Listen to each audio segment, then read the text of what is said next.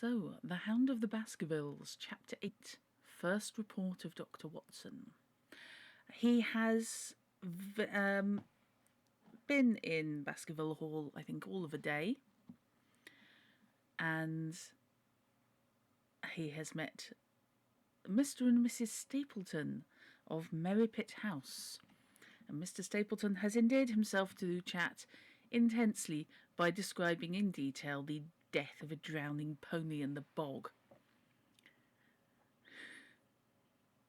Oh, tomorrow is my panic day. Tomorrow is my, oh my God, I thought I had everything ready before I go over to see my mum. And how has this happened that I am not? Welcome, Niblick.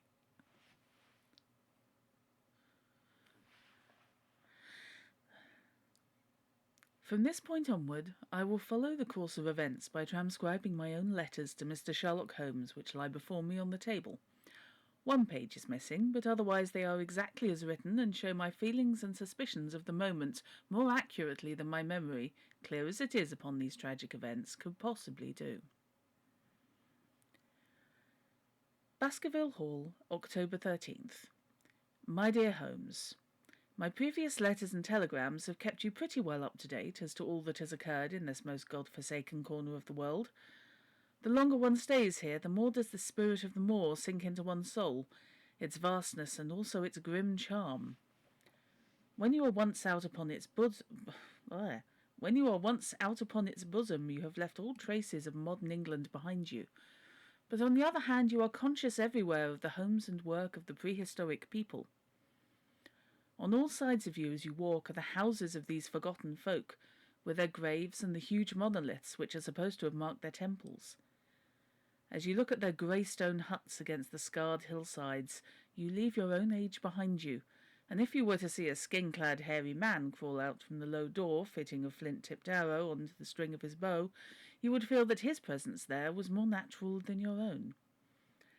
The strange thing is that they should have lived so thickly upon what must have always been most unfruitful soil. I am no antiquarian, but I can imagine that they were some unwarlike and harried race, who were forced to accept that which none other would occupy. You're making salted caramel torte and Lebkuchen. I hate you. It's official. I was supposed to be sorting out a chocolate torte for tomorrow, and I can't get silk and tofu anywhere. It's really annoying. All this, however, is foreign to the mission on which you sent me, and will probably be very uninteresting to your severely practical mind. I can still remember your complete indifference as to whether the sun moved around the earth or the earth round the sun. Let me, therefore, return to the facts concerning Sir Henry Baskerville. If you have not had any report within the last few days, it's because up to today there was nothing of importance to relate. Then a very surprising circumstance occurred, which I shall tell you in due course. But first of all I must keep you in touch with some of the other factors in the situation. One of these, concerning which I have said little, is the escaped convict upon the moor. There is strong reason now to believe that he has got right away, which is a considerable relief to the lonely householders of this district. A fortnight has passed since his flight, during which he has not been seen and nothing has been heard of him. It's surely inconceivable that he could have held out upon the moor during all that time. Of course, so far as his concealment goes, there is no difficulty at all. Any one of those stone huts would give him a hiding place, but there is nothing to eat unless he were to catch and slaughter one of the moor sheep. We think, therefore, that he is gone, and the outlying farmers sleep the better in consequence. We are 4 able-bodied men in this household, so that we could take good care of ourselves, but I confess that I have had uneasy moments when I have thought of the Stapletons. They live miles from any help. There are one maid, an old manservant, the sister and the brother, the latter not a very strong man. They would be helpless in the hands of a desperate fellow like this Notting Hill criminal, if he could once effect an entrance. Both Sir Henry and I were concerned at their situation, and it was suggested that Perkins the groom should go over to sleep there, but Stapleton would not hear of it. The fact is that our friend the baronet begins to display a considerable interest in our fair neighbour. It's not to be wondered at, for time hangs heavily in this lonely spot to an active man like him, and she is a very fascinating and beautiful woman. There is something tropical and exotic about her which forms a singular contrast to her cool and unemotional brother. Yet he also gives the idea of hidden fires. He has certainly a very marked influence over her, for I have seen her continually glance at him as she talked, as if seeking approbation for what she said. I trust that he is kind to her. There is a dry glitter in his eyes and a firm set of his thin lips, which goes with a positive and possibly harsh nature. You would find him an interesting study. He came over to call upon Baskerville on that first day, and the very next morning he took us both to show the spot where the legend of the wicked Hugo is supposed to have had its origin. It was an excursion of some miles across the moor to a place which is so dismal that it might have suggested the story. We found the short valley between rugged tors which led to an open grassy space flecked over with the white cotton grass. In the middle of it rose two great stones, worn and sharpened at the upper end until they looked like the huge corroding fangs of some monstrous beast. In every way it corresponded with the scene of the old tragedy. Sir Henry was much interested, and asked Stapleton more than once whether he really did believe in the possibility of interference of the supernatural in the affairs of men. He spoke lightly, but it was evident that he was very much in earnest. Stapleton was guarded in his replies, but it was easy to see that he said less than he might, and that he would not express his whole opinion out of consideration for the feelings of the baronet. He told us of similar cases where families had suffered from some evil influence, and he left us with the impression that he shared the popular view upon the matter. Yes, if she's constantly checking in with Stapleton, you cannot think of a good reason for that. No. Yes, I think it's possibly optimistic of Watson to hope that the brother is kind to her. I just realised I haven't cleaned my glasses and I can't see a damn thing. This is good.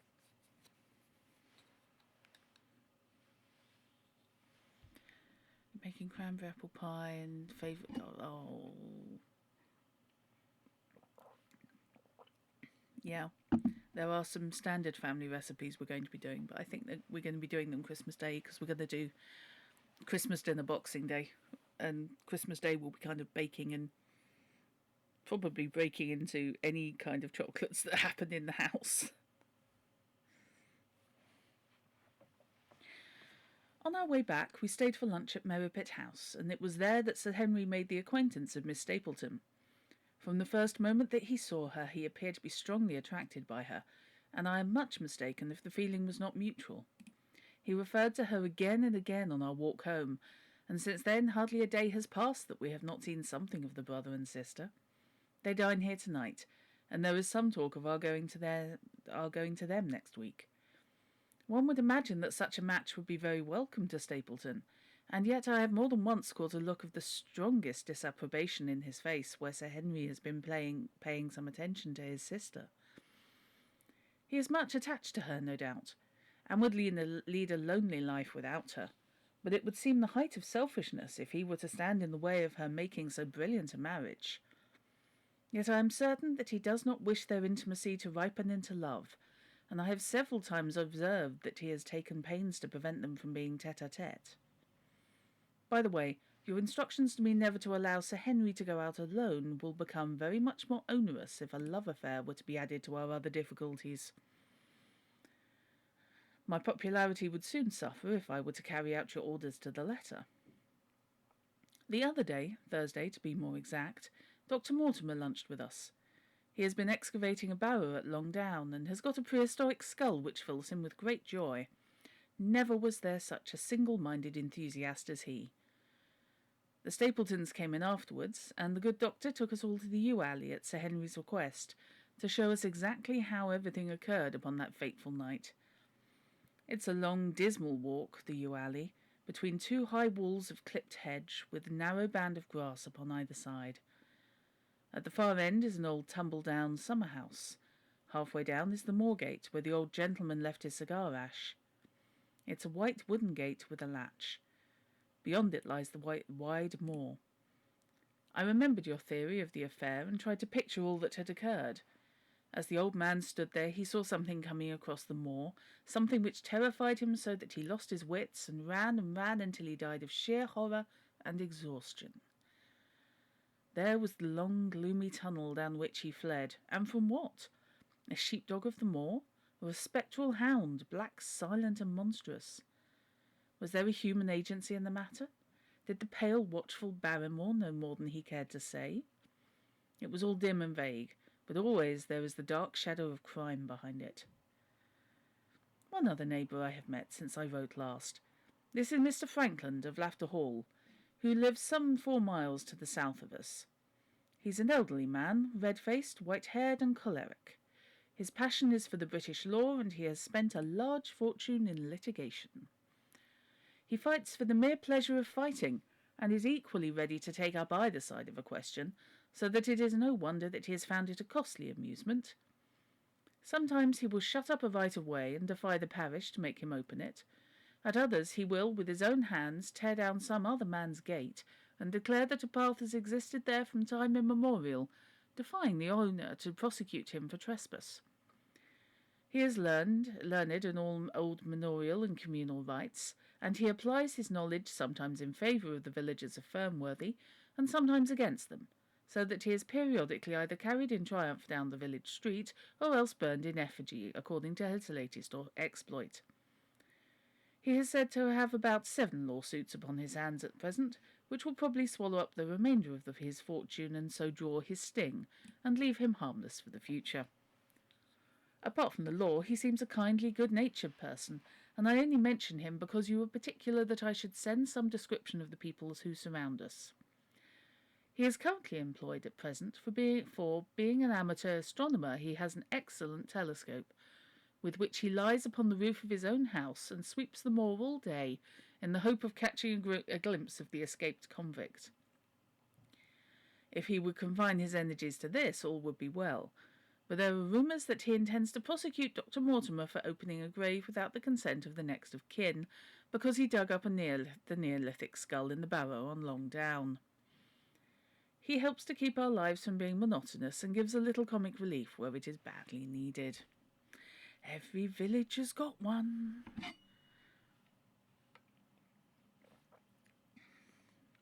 I hope the sound's coming through okay today. And by the way, chaps,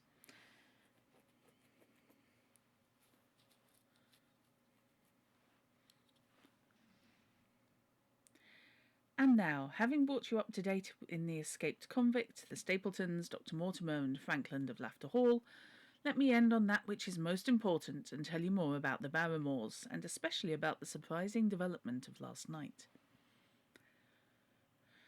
First of all, about the test telegram, which you sent from London in order to make sure that Barrymore was really here.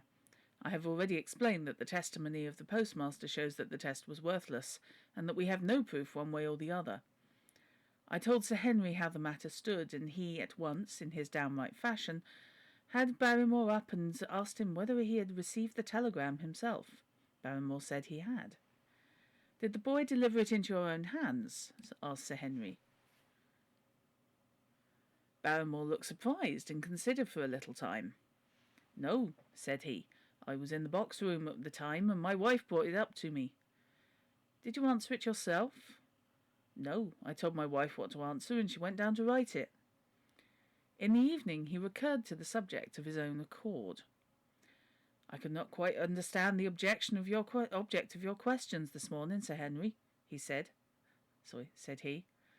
"I trust that they do not mean I have done anything to forfeit your confidence." Sir Henry had to assure him that it was not so, and pacify him by giving him a considerable part of his old wardrobe, the London outfit having all now arrived. "Mrs. Barrymore is of interest to me." "Watson, you're up for anyone, aren't you?" "Sound is good, thank you very much, Crono." "She is a heavy, solid person, very limited, intensely respectable, and inclined to be puritanical. You could hardly conceive a less emotional subject. Yet I have told you how, on the first night here, I heard her sobbing bitterly, and since then I have more than once observed traces of tears upon her face. Some deep sorrow gnaws ever at her heart. Sometimes I wonder if she has a guilty memory which haunts her, and sometimes I suspect Barrymore of being a domestic tyrant. I have always felt that there was something singular and questionable in this man's character, but the adventure of last night brings all my suspicions to a head. And yet it may seem a small matter in itself. You are aware that I am not a very sound sleeper, and since I have been on guard in this house, my slumbers have been lighter than ever. Last night, about 2 a.m, I was aroused by a stealthy step passing my room. I rose, opened my door, and peeped out. A long black shadow was trailing down the corridor. It was thrown by a man who walked softly down the passage with a candle held in his hand. He was in shirt and trousers, with no covering to his feet. I could merely see the outline, but his height told me that it was Barrymore. He walked very slowly and circumspectly, and there was something indescribably guilty and furtive in his whole appearance. I have told you that the corridor is broken by the balcony which runs around the hall, but that it is resumed upon the farther side. I waited until he had passed out of sight, and then I followed him. When I came round the balcony, he had reached the end of the farther corridor, and I could see from the glimmer of light through an open door that he had entered one of the rooms. Now, all these rooms are unfurnished and unoccupied, so that his expedition became more mysterious than ever. The light shone steadily as if he was standing motionless. I crept down the passage as noiselessly as I could and peeped around the corner of the door. Barrymore was crouching at the there. Excuse me, need a drink. Ahem.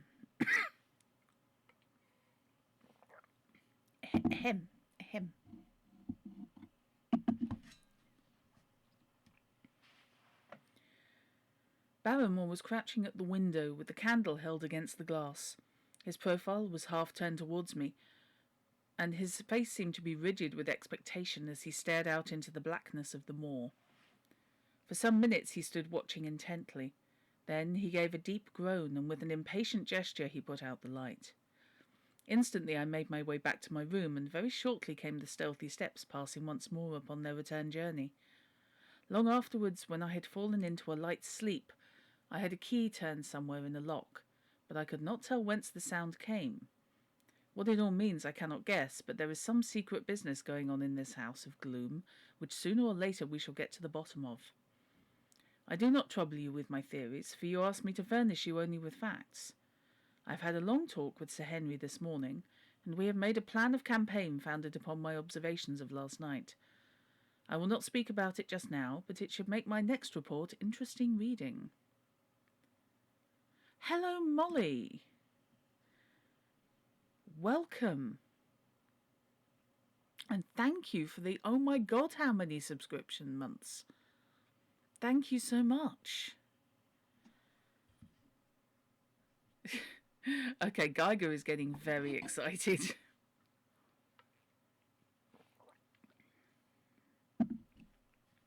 Right, I think since that was a fairly short chapter, I will carry on and I will do the second report of Dr. Watson. If people are doing it okay with that. Chapter 9, The Light Upon the Moor.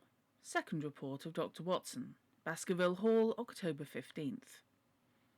My dear Holmes, if I was compelled to leave you without much news during the early days of my mission, you must acknowledge that I am making up for lost time, and that events are now crowding thick and fast upon us. In my last report I ended upon my top note with Barrymore at the window, and now I have quite a budget already, which will, unless I am much mistaken, considerably surprise you. Things have taken a turn which I could not have anticipated. In some ways they have within the last 48 hours become much clearer, and in some ways they have become more complicated. But I will tell you all, and you shall judge for yourself. Before breakfast on the morning following my adventure, I went down the corridor and examined the room in which Barrymore had been on the night before. The western window through which he had stared so intently has, I noticed, one peculiarity above all other windows in the house. It commands the nearest outlook onto the moor. There is an opening between two trees, which enables one from this point of view to look right down upon it, while from all other windows it is only a distant glimpse which can be obtained. It follows, therefore, that Barrymore, since only this window would serve the purpose, must have been looking out for something or somebody upon the moor. The night was very dark, so that I can hardly imagine how he could have hoped to see anyone. It had struck me that it was possible that some love intrigue was on foot. That would have accounted for his stealthy movements, and also for the uneasiness of his wife. The man's a striking-looking fellow, very well equipped to steal the heart of a country girl, so that this theory seems to have something to support it. That opening of the door which I had heard after I returned to my room might mean that he had gone out to keep some clandestine appointment.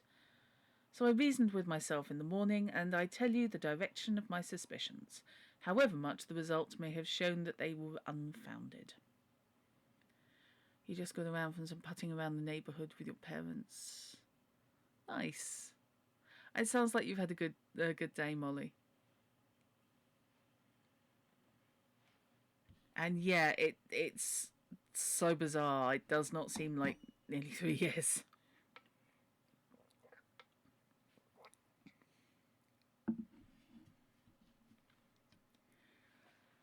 But whatever the true explanation of Barrymore's movements might be, I felt that the responsibility of keeping them to myself until I could explain them was more than I could bear. I had an interview with the baronet in his study after breakfast, and I told him all that I had seen. He was less surprised than I had expected. I knew that Barrymore walked about nights, and I had a mind to speak to him about it, said he. 2 or 3 times I have heard his steps in the passage, coming and going, just about the hour you name. Perhaps then he pays a visit every night to that particular window, I suggested. Perhaps he does, and so we should be able to shadow him and see what it is that he's after. I wonder what your friend Holmes would do if he were here. I believe he would do exactly what you now suggest, said I. He would follow Barrymore and see what he did. Then we shall do it together. But surely he would hear us. The man is rather deaf, and in any case we must take our chance of that. We'll sit up in my room tonight and wait until he passes. Sir Henry rubbed his hands with pleasure, and it was evident that he hailed the adventure as a relief to his somewhat quiet life upon the moor. The baronet has been in communication with the architect who prepared the plans for Sir Charles, and with a contractor from London, so that we may expect great changes to begin here soon. There have been decorators and furnishers up from Plymouth, and it's evident that our friend has large ideas and plans there, and means to spare no pains or expense to restore the grandeur of his family. When the house is renovated and refurnished, all that he will need will be a wife to make it complete. Between ourselves, there are pretty clear signs that this will not be wanting if the lady is willing, for I have seldom seen the man more infatuated with a woman than he is with our beautiful neighbour Miss Stapleton. And yet the course of true love does not run quite as smoothly as one would under the circumstances expect. Today, for example, its surface was broken by a very unexpected ripple, which has caused our friend considerable perplexity and annoyance. After the conversation which I have quoted about Barrymore, Sir Henry put on his hat and prepared to go out. As a matter of course, I did the same. "What, are you coming, Watson?" he asked, looking at me in a curious way. "That depends upon whether you're going on the moor," said I. "Yes, I am." "Well, you know what my instructions are. I'm sorry to intrude, but you heard how earnestly Holmes insisted that I should not leave you, and especially that you should not go alone upon the moor."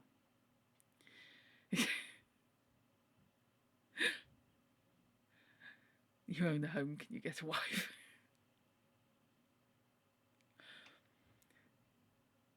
He's fishing in a very, very limited dating pool, let's face it. Sir Henry put his hand upon my shoulder with a pleasant smile. "My dear fellow," said he, "Holmes, with all his wisdom, did not foresee some things which have happened since I have been on the moor. You understand me? I am sure that you are the last man in the world who would wish to be a spoil-sport. I must go out alone." It put me in a most awkward position. I was at a loss what to say or what to do, and before I had made up my mind, he picked up his cane and was gone. But when I came to think the matter over, my conscience reproached me bitterly for having on any pretext allowed him to go out of my sight. I imagined what my feelings would be if I were to return to you and to confess that some misfortune had occurred through my disregard for your instructions. I assure you my cheeks flushed at the very thought.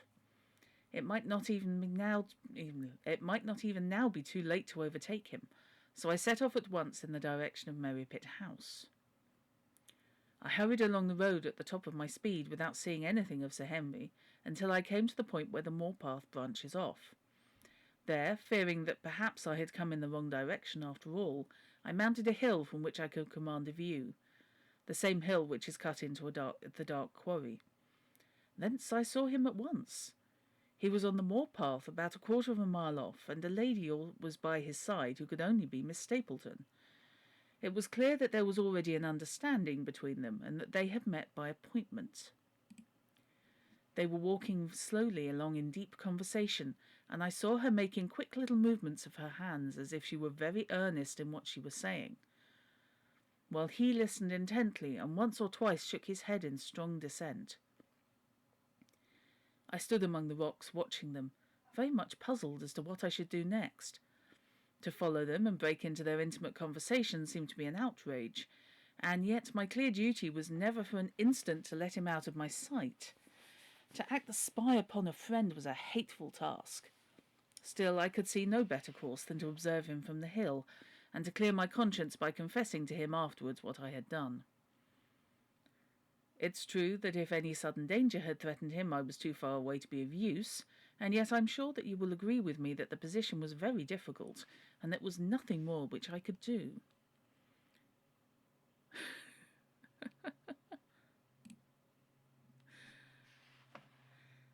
Our friend Sir Henry and the lady had halted on the path and were standing deeply absorbed in their conversation, when I was suddenly aware that I was not the only witness of their interview. A wisp of green floating in the air caught my eye, and another glance showed me that it was carried on a stick by a man who was moving among the broken ground. It was Stapleton with his butterfly net. He was very much closer to the pair than I was, and he appeared to be moving in their direction. At this instant, Sir Henry suddenly drew Miss Stapleton to his side. His arm was round her, but it seemed to me that she was straining away from him with her face averted. He stooped his head to hers, and she raised one hand as if in protest. Next moment I saw them spring apart and turn hurriedly around. Stapleton was the cause of the interruption. He was running wildly towards them, his absurd net dangling behind him. He gesticulated and almost danced with excitement in front of the lovers.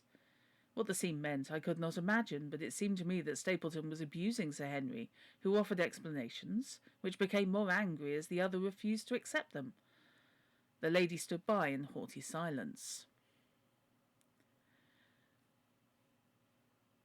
Finally, Stapleton turned upon his heel and beckoned in a peremptory way to his sister, who, after an irresolute glance at Sir Henry, walked off by the side of her brother. The naturalist's angry gestures showed that the lady was included in his displeasure. The baronet stood for a minute looking after them, and then he walked slowly back the way he had come, his head hanging, the very picture of dejection. "Welcome, Hiram." Sleep's good. You are very welcome, and the VOD exists. Or it will do.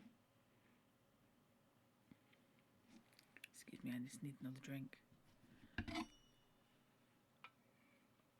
It's just a reminder that I am not going to be game streaming after this. I still have some work to do, and at 9 o'clock we hopefully will be doing a watch along for Doctor Who The War Games. And yes, I will be editing this bit out. What all this meant I could not imagine, but I was deeply ashamed to have witnessed so intimate a scene without my friend's knowledge. I ran down the hill, therefore, and met the baronet at the bottom. His face was flushed with anger, and his brows were wrinkled like one who is at his wit's end what to do. "Hello, Watson. Where have you dropped from?" said he. "You don't mean to say that you came after me in spite of all?" I explained everything to him, how I had found it impossible to remain behind, how I had followed him, and how I had witnessed all that had occurred. For an instant his eyes blazed at me, but my frankness disarmed his anger, and he broke at last into a rather rueful laugh. You would have thought the middle of that prairie a fairly safe place for a man to be private, said he. But by thunder, the whole countryside seems to have been out to see me do my wooing, and a mighty poor wooing at that. Where had you engaged a seat? I was on that hill. Oh, quite in the back row, eh? But her brother was well up to the front. Did you see him come out on us? Yes, I did. Did he ever strike you as being crazy, that brother of hers? I can't say that he ever did. I dare say not. I always thought him sane enough until today, but you can take it from me that either he or I ought to be in a straitjacket.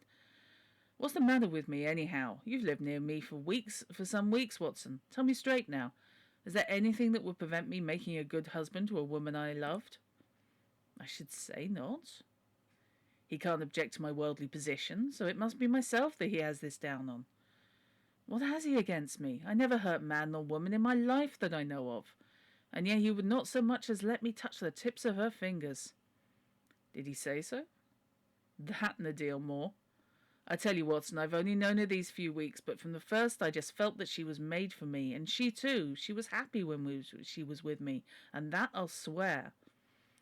There's a light in a woman's eyes that speaks louder than words.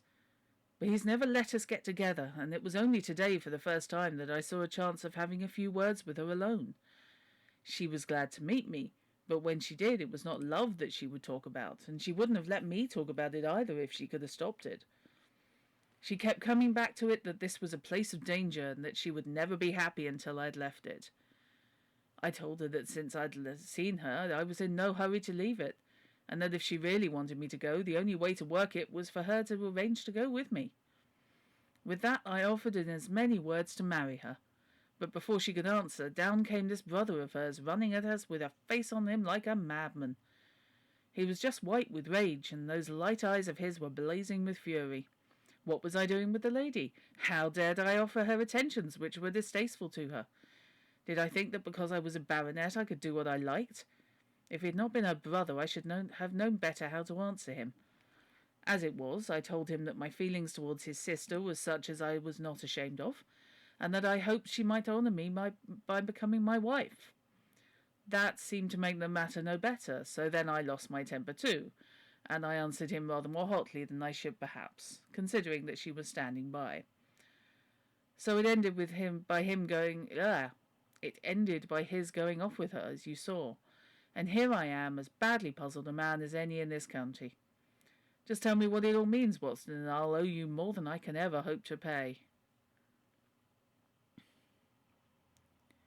I can see that, Kate B. Yes, and yes, Crimson Peak is a particular favourite of mine. Yes, the siblings do seem to be very close. He is very protective of her.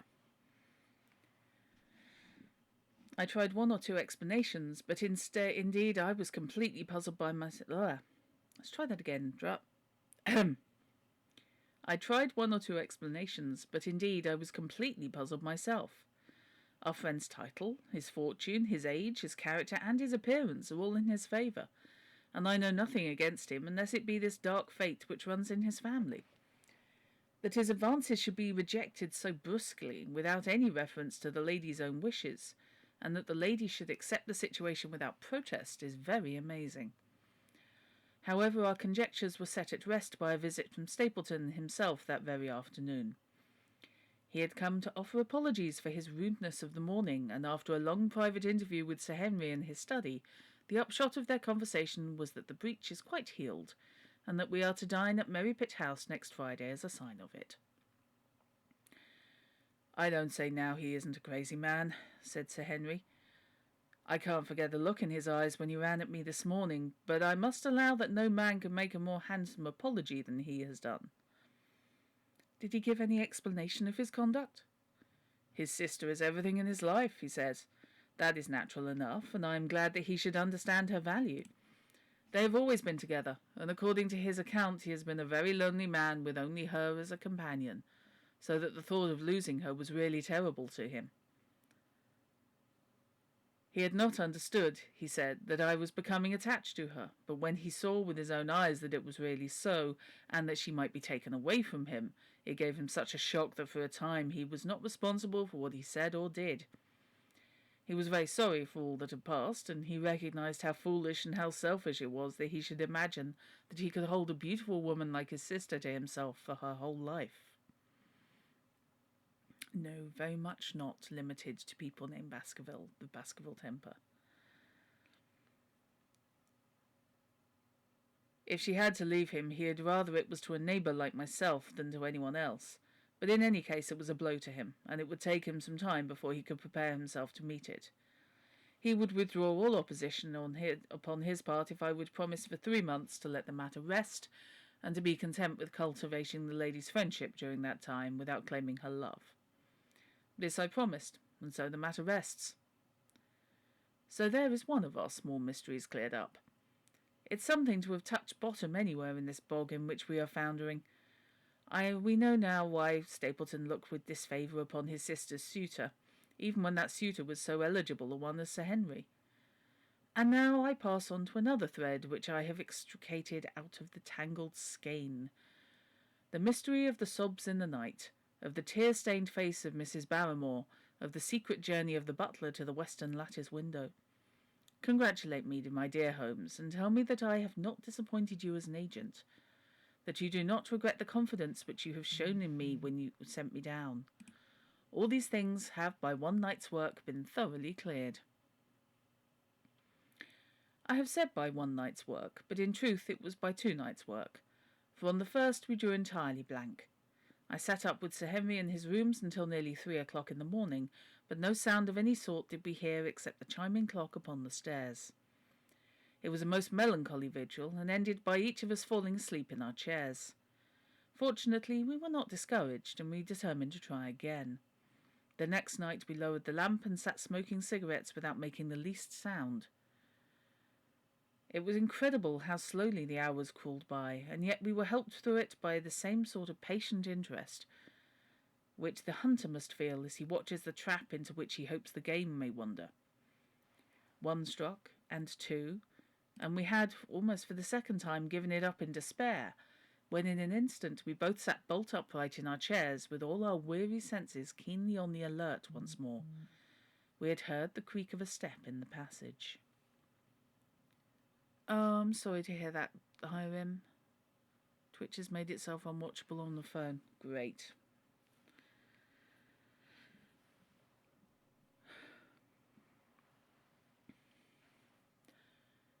Very stealthily we heard it pass along until it died away in the distance. Then the baronet gently opened his door, and we set out in pursuit. Already our man had gone round the gallery, and the corridor was all in darkness. Softly we stole along until we had come into the other wing. We were just in time to catch a glimpse of the tall, black-bearded figure, his shoulders rounded as he tiptoed down the passage. Then he passed through the same door as before, and the light of the candle framed it in the darkness, and shot one single yellow beam across the gloom of the corridor. We shuffled cautiously towards it, trying every plank before we dared put our whole weight upon it. We had taken the precaution of leaving our boots behind us, but even so the old boards snapped and creaked beneath our tread. Sometimes it seemed impossible that he should fail to hear our approach. However, the man is fortunately rather deaf, and he was entirely preoccupied in that which he was doing. When at last we reached the door and peeped through, we found him crouching at the window, candle in hand, his white, intent face pressed against the pane, exactly as I had seen him 2 nights before. Oh, Hiram, no, that's a bugger. I'm hoping that that's just the Twitch app, and if it updates, it will sort its life out. Oh dear, I am sorry. We had arranged no plan of campaign, but the baronet is a man to whom the most direct way is always the most natural. He walked into the room, and as he did so, Barrymore sprang up from the window with the sharp hiss of his breath, and stood livid and trembling before us. His dark eyes, glaring out of the white mask of his face, were full of horror and astonishment as he gazed from Sir Henry to me. "What are you doing here, Barrymore?" "Nothing, sir." His agitation was so great that he could hardly speak, and the shadows sprang up and down from the shaking of his candle. "It was the window, sir. I go round at the night to see if they're fastened." "On the second floor?" "Yes, sir, all the windows." "Look here, Barrymore," said Sir Henry sternly. "We have made up our minds to have the truth out of you, so it will save you trouble to tell it sooner rather than later. Come now, no lies. What were you doing at that window?" The fellow looked at us in a helpless way, and he wrung his hands together like one who is in the last extremity of doubt and misery. "I was doing no harm, sir. I was holding a candle to the window." "And why were you holding a candle to the window?" "Don't ask me, Sir Henry, don't ask me. I give you my word, sir, it's not my secret, and that I cannot tell it. If it concerned no one but myself, I would not try to keep it from you." A sudden idea occurred to me, and I took the candle from the trembling hand of the butler.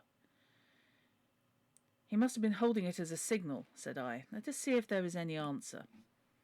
I held it as he had done, and stared out into the darkness of the night. Vaguely I could discern the black bank of the trees and the lighter expanse of the moor, for the moon was behind the clouds. And then I gave a cry of exultation, for a tiny pinpoint of yellow light had suddenly transfixed the dark veil, and glowed steadily in the centre of the black square framed by the window.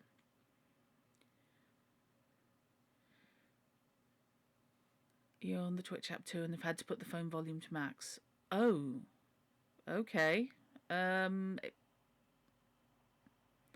I hope overall people are getting decent volume from me, because it's showing okay on OBS.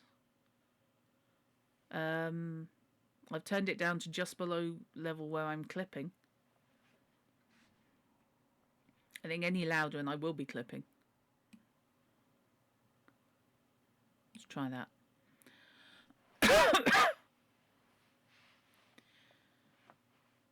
Yeah, isn't it though?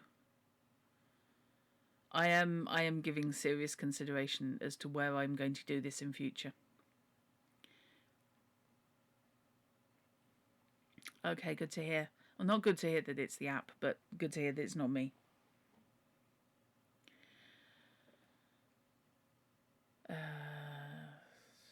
Glowed steadily in the centre of the black square framed by the window.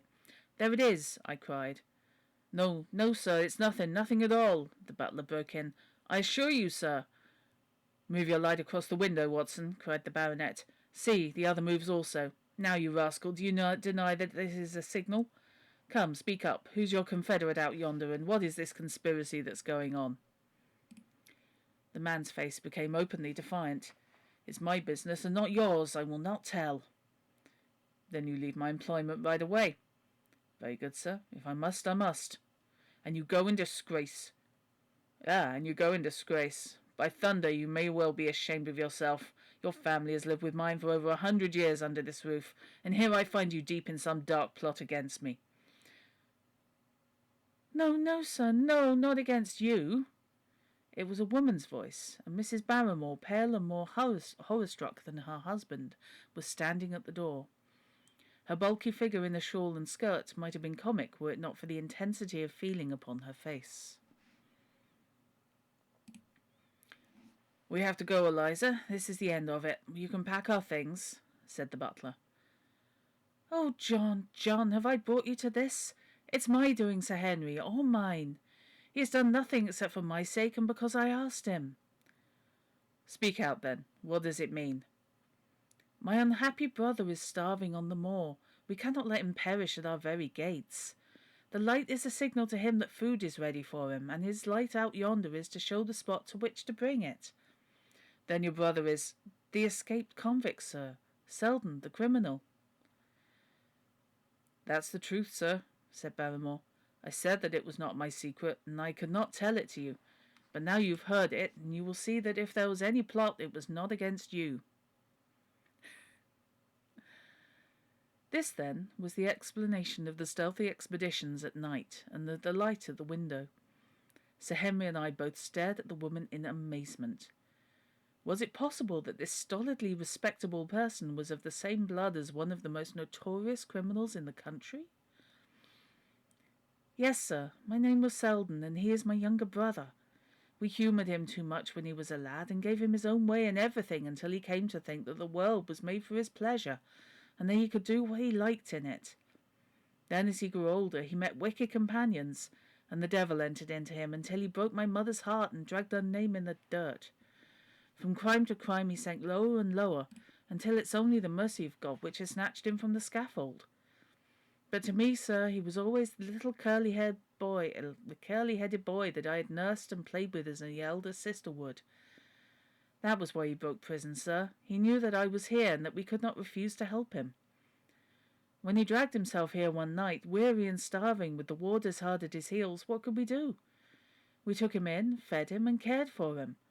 Then you returned, sir, and my brother thought that he would be safer on the moor than anywhere else, until the hue and cry was over. So he lay in hiding there. But every second night we made sure that if he was still there by putting a light in the window... if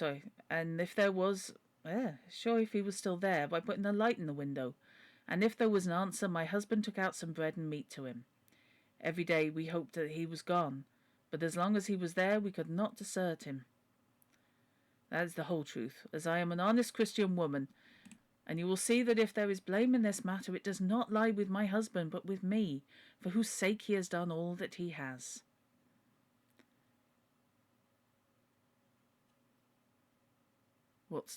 It's not necessarily the case that one bad day will drive a person mad, but we're a lot closer to disaster than we like to think. Well, that's absolutely true. The woman's words came with an intense earnestness which carried conviction with them. Is this true, Barrymore? Yes, Sir Henry, every word of it. Well, I cannot blame you for standing by your own wife. Forget what I have said. Go to your room, you two, and we shall talk further about this matter in the morning. When they were gone, we looked out of the window again. Sir Henry had flung it open, and the cold night wind beat in upon our faces. Far away in the black distance there still glowed that one tiny point of yellow light. I wonder he dares, said Sir Henry. It may be so placed as to be only visible from here. Very likely. How far do you think it is? Out by the cleft tor, I think. Not more than a mile or two off. Hardly that. Well, it cannot be far if Barrymore had to carry out the food to it, and he's waiting, this villain, beside that candle. By thunder, Watson, I'm going to take out that man. Going out to take that man. The same thought had crossed my own mind. It was not as if the Barrymores had taken this into their confidence. Their secret had been forced from them. The man was a danger to the community, an unmitigated scoundrel for whom there was neither pity nor excuse.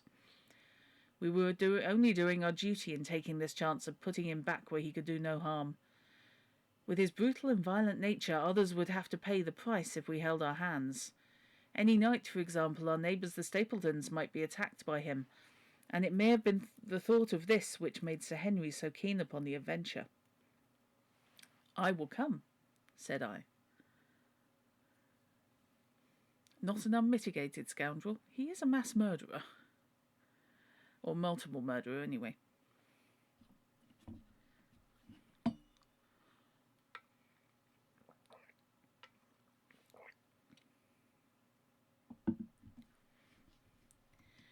Then get your revolver and put on your boots. The sooner we start the better, as this fellow may put out his light and be off. In 5 minutes we were outside the door, starting upon our expedition. We hurried through the dark shrubbery amid the dull moaning of the autumn wind, and the rustle of the falling leaves. The night air was heavy with the smell of damp and decay. Now and again the moon peeped out for an instant, but clouds were driving over the face of the sky, and just as we came out on the moor, a thin rain began to fall. The light still burned steadily in front. "Are you armed?" I asked. "I have a hunting crop." Wow, okay. That's impressive.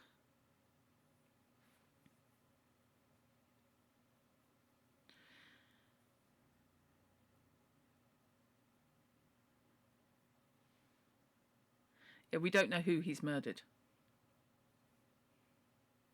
And I'm not even touching that topic. Partly, maybe, let's face it, because I don't particularly want to get my Twitch channel nuked.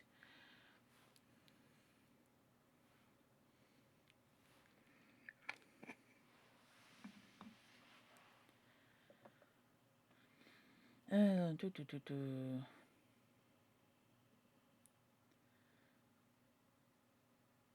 But I am inclined, however, to say, since he hasn't been hung, that the odds are good that he did not kill anyone particularly important or rich. Most likely other criminals. We must close in on him rapidly, for he is said to be a desperate fellow. We shall take him by surprise and have him at our mercy before he can resist. I say, Watson, said the baronet, what would Holmes say to this? How about that hour of darkness in which the power of evil is exalted? As if in answer to his words, there rose suddenly out of the vast gloom of the moor that strange cry which I had already heard upon the borders of the great Grimpen Mire. It came with the wind through the silence of the night, a long deep mutter, then a rising howl, and then the sad moan in which it died away. Again and again it sounded, the whole air throbbing with it, strident, wild, and menacing. The baronet caught my sleeve, and his face glimmered white through the darkness. My God, what's that, Watson? I don't know. It's a sound they have on the moor. I heard it once before. It died away, and an absolute silence closed in upon us. We stood straining our ears, but nothing came. Watson, said the baronet, it was the cry of a hound. My blood ran cold in my veins, for there was a break in his voice which told of the sudden horror which had seized him. What do they call this sound? He asked. Who? The folk on the countryside. They are ignorant people. Why should you mind what they call it? Tell me, Watson, what do they say of it? I hesitated, but could not escape the question. They say it is the cry of the hound of the Baskervilles. He groaned and was silent for a few moments. A hound it was, he said at last, but it seemed to come from miles away over yonder, I think. It was hard to say whence it came. It rose and fell with the wind. Isn't that the direction of the great Grimpen Mire? Yes, it is. Well, it was up there. Come now, Watson, don't you think that yourself that it was the cry of a hound? I'm not a child. You need not fear to speak the truth. Stapleton was with me when I heard it last. He said that it might be the calling of a strange bird. No, it was a hound. My God, can there be some truth in all these stories? Is it possible that I am really in danger from so dark a cause? You don't believe it, do you, Watson? No. And yet it was one thing to laugh about it in London, and it is another to stand out here in the darkness of the moor and to hear such a cry as that. And my uncle! There was the footprint of the hound beside him as he lay. It all fits together. I don't think that I'm a coward, Watson, but that sound seemed to freeze my very blood. Feel my hand. It was as cold as a block of marble. You'll be all right tomorrow. I don't think I'll get that cry out of my head. What do you advise we do now? Should we turn back? No, by thunder, we've come out to get our man, and we will do it. We after the convict, and a hellhound as likely as not after us. Come on, we'll see it all through if all the fiends of the pit were loose upon the moor. We stumbled slowly along in the darkness, with the black loom of the craggy hills around us, and the yellow speck of light burning steadily in front. There's nothing so deceptive as the distance of a light upon the pitch-dark night, and sometimes the glimmer seemed to be far away upon the horizon, and sometimes it might have been within a few yards of us. But at last we could see whence it came, and then we knew that we were indeed very close. A guttering candle was stuck in a crevice of the rocks which flanked it on each side, so as to keep the wind from it, and also to prevent it from being visible save in the direction of Baskerville Hall. A boulder of granite concealed our approach, and, crouching behind it, we gazed over it at the signal light. It was strange to see this single candle burning there in the middle of the moor, with no sign of life near it, just the one straight yellow flame and the gleam of the rock on each side. Of each side of it. What shall we do now? Whispered Sir Henry. Wait here. He must be near his light. Let us see if we can get a glimpse of him. The words were hardly out of my mouth when we both saw him. Over the rocks, in the crevice of which the candle burned, there was thrust out an evil yellow face, a terrible animal face, all seamed and scored with vile passions, fouled with mire, with a bristling beard, and hung with matted hair. It might well have belonged to one of those old savages who dwelt in the burrows on the hillside. The light beneath him was reflected in his small, cunning eyes, which peered fiercely to left and right through the darkness like a crafty and savage animal who has heard the steps of the hunters. Something had evidently aroused his suspicions. It might have been that Barrymore had some private signal which we had neglected to give, or the fellow may have had some other reason for thinking that all was not well, but I could read his fears upon his wicked face. Any instant he might dash out the light and vanish in the darkness. I sprang forward, therefore, and Sir Henry did the same. At the same moment the convict screamed out a curse at us and hurled a rock which splintered up against the boulder which had sheltered us. I caught one glimpse of his short, squat, strongly built figure as he sprang to his feet and turned to run. At the same moment, by a lucky chance, the moon broke through the clouds. We rushed over the brow of the hill, and there was our man running with great speed down the other side, springing over the stones in his way with the activity of a mountain goat. A lucky long shot of my revolver might have crippled him, but I bought it only to defend myself if attacked, and not to shoot an unarmed man who was running away. We were both swift runners and in fairly good training, but we soon found that we had no chance of overtaking him. We saw him for a long time in the moonlight until he was only a small speck moving swiftly among the boulders upon the side of the distant hill. We ran and ran until we were completely blown, but the space between us grew ever wider. Finally we stopped and sat panting on two rocks while we watched him disappearing in the distance. And it was at this moment that it occurred a most strange and unexpected thing. We had risen from our rocks and were turning to go home, having abandoned the hopeless chase. The moon was low upon the right, and the jagged pinnacle of a granite tor stood up against the lower curve of its silver disk. There, outlined as black as an ebony statue on that shining background, I saw the figure of a man upon the tor. Do not think that it was a delusion, Holmes. I assure you that I have never in my life seen anything more clearly. As far as I could judge, the figure was that of a tall, thin man.